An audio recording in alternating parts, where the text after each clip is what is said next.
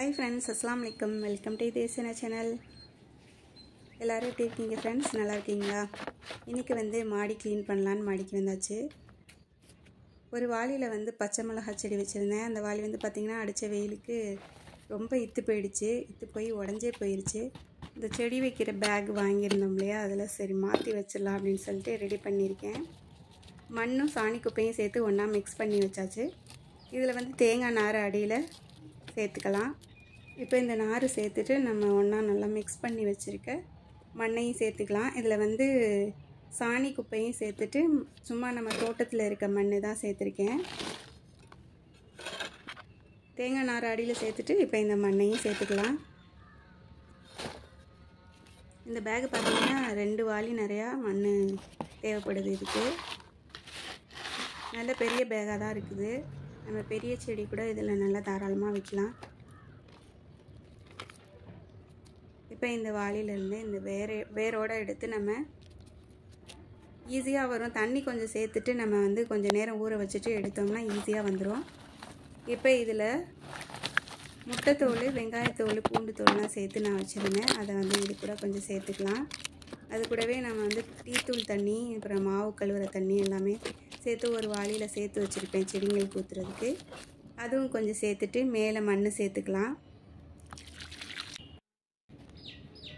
இது மாதிரி அடிக்கடி நம்ம வந்து வேஸ்டேஜ், நம்ம வீட்டில் யூஸ் பண்ணுற வேஸ்டேஜை சேர்த்து வச்சுருந்து அதையே நம்ம செடிங்களுக்கு கொடுக்கலாம். சூப்பராக வளரும். இது வந்து இப்போ செட் ஆகிடுச்சு. பார்க்கவே ரொம்ப அழகாக இருக்குது. இதே மாதிரி தான் எல்லா செடியையும் செட் பண்ணணும். நாங்கள் இருக்கிறது வந்து பார்த்திங்கன்னா வாடகை வீடு தான். ஸோ அதனால் நிறைய செடியெலாம் வளர்க்க முடியாது. யாருக்கெல்லாம் செடி வளர்க்குறது ரொம்ப பிடிக்கும்னு கமெண்ட்ஸில் சொல்லுங்கள். எனக்கு வந்து பார்த்திங்கன்னா செடி வளர்க்குறது ரொம்பவே பிடிக்கும். அதனால் முடிஞ்ச அளவு சின்ன சின்ன செடிலாம் வச்சுருக்கேன். என்னோடய மாடி தோட்டம் எப்படி இருக்குதுன்னு கமெண்ட்ஸில் சொல்லுங்கள். மாடிலாம் க்ளீன் பண்ணியாச்சு. டேபிள் ரோஸ் பார்த்திங்கன்னா டெய்லியுமே நிறையாவே பூக்குது. அழகாக இருக்கும். டேபிள் ரோஸில் நிறைய கலர்ஸ் இருக்கனால, நிறைய பூக்கிறனால பார்க்குறதுக்கே ரொம்ப அழகாக இருக்கும். இந்த வீடியோ எப்படி இருந்ததுன்னு மறக்காமல் கமெண்ட்ஸ் பண்ணுங்கள். சப்ஸ்கிரைப் பண்ணுங்கள், லைக் அண்ட் ஷேர் பண்ணுங்கள். நம்ம சேனலுக்கு தொடர்ந்து சப்போர்ட் பண்ணுங்கள் ஃப்ரெண்ட்ஸ்.